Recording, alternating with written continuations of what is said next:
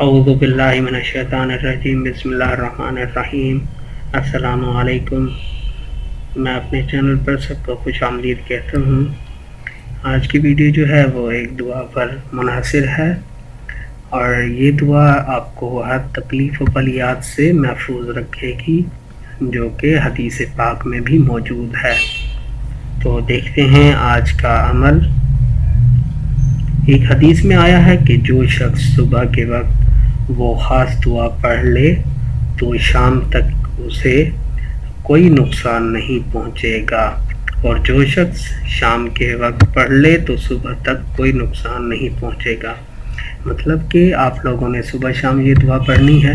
صبح پڑھیں گے تو شام کے جو دکھ تکلیف ہوں گی اس سے آپ محفوظ رہیں گے، اور اگر شام کے وقت پڑھیں گے تو صبح تک آپ کی جو ہے حفاظت ہوگی انشاءاللہ۔ اور دعا کے الفاظ جو ہیں، بسم اللہ الذی لا یضر مع اسمہ شیء فی الارض ولا فی السماء وہو السمیع العلیم۔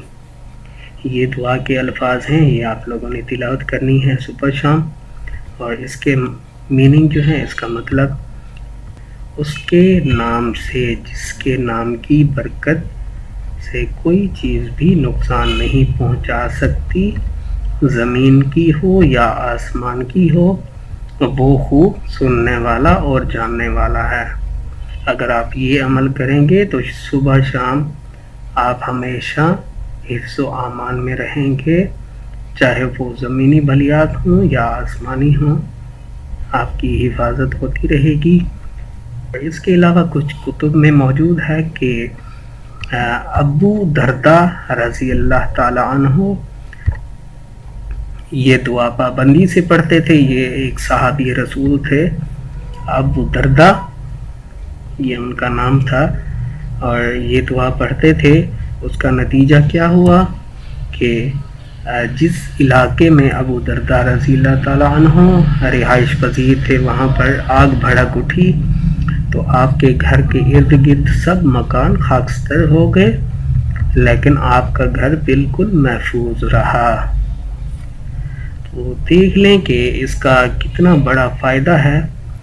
اور جب آپ سے پوچھا گیا اس کی وجہ کیا ہے کہ باقی جو گھر ہیں ارد گرد کے سارے خاکستر ہو گئے، لیکن آپ کا گھر محفوظ کیسے ہے، تو حضرت ابو درداء نے فرمایا کہ ایک حدیث میں میں نے سنا تھا کہ یہ دعا صبح شام پڑھنی چاہیے، اس سے بالکل جو آپ کے زمینی اور آسمانی نقصانات ہوتے ہیں اس سے آپ ہمیشہ کے لیے محفوظ ہو جاتے ہیں۔